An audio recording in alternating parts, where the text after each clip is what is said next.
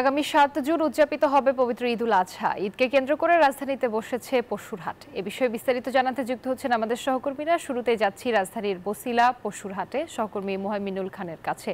মোহাইমিনুল, হাটে বেচাকেনা কেমন দেখছেন? দাম নিয়ে কি বলছেন ক্রেতা বিক্রেতারা?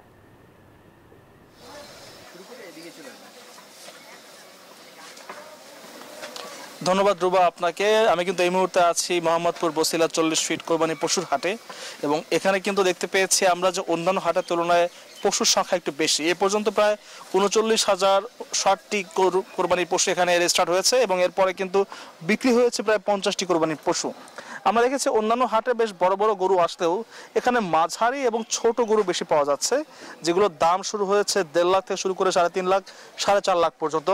এখন যে গরুগুলো দেখছেন এগুলো সবগুলো কিন্তু ২.৫ লাখের মতো পড়েছে, এবং এই ২.৫ লাখ থেকে শুরু করে এখানকার সবচেয়ে বড় যে গরুগুলো রয়েছে সেগুলো কিন্তু ৪.৫ লাখ পর্যন্ত উঠেছে।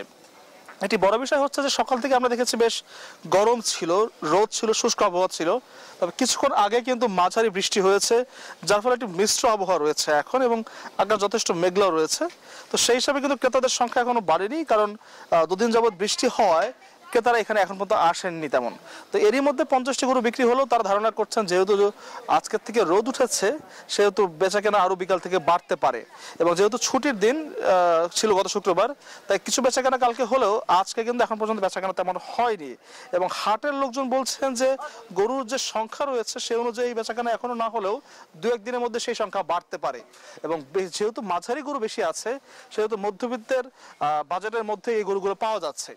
তো বসিলার হাট থেকে এই ছিল আমার কাছে এখন পর্যন্ত সর্বশেষ তথ্য। চলে যাচ্ছে সাভারে আমাদের সহকর্মী নাজমুলের কাছে। নাজমুল, আপনার ওখানে আসলে হাটে কি ধরনের গরু উঠেছে?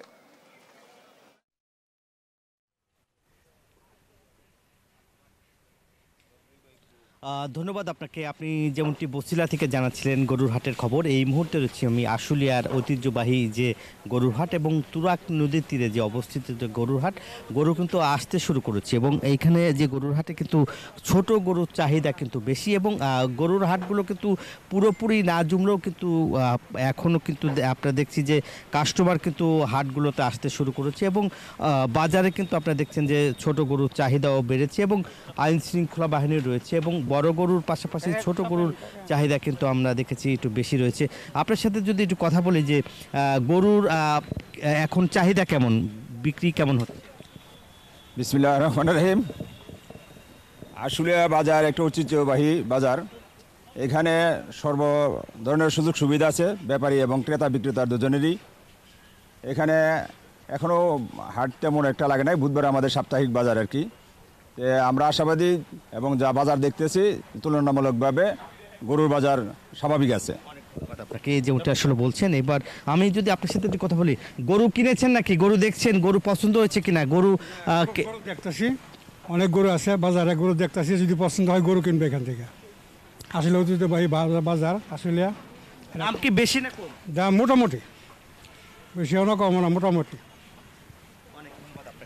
শুনছিলেন যে ছোট গরুর চাহিদা বেশি, এবং যারা ক্রেতা তারা কিন্তু বাজারে এসেছে, এবং গরুর হাট কিন্তু এখনও যেহেতু পুরাপুরি জমে নাই, যার ফলে কিন্তু গরুর হাটে কিন্তু আপনারা দেখতেই পাচ্ছেন যে গরু এসেছে, এবং একই সঙ্গে কিন্তু এখানকার যারা ক্রেতা তারা কিন্তু দেখছেন যে বাজারগুলোতে আসলে তারা ভিড় করছে। এবং এই ছিল আমার কাছে আশুলিয়ার গরুর হাটের সর্বশেষ খবর। ফিরে যাচ্ছি স্টুডিওতে।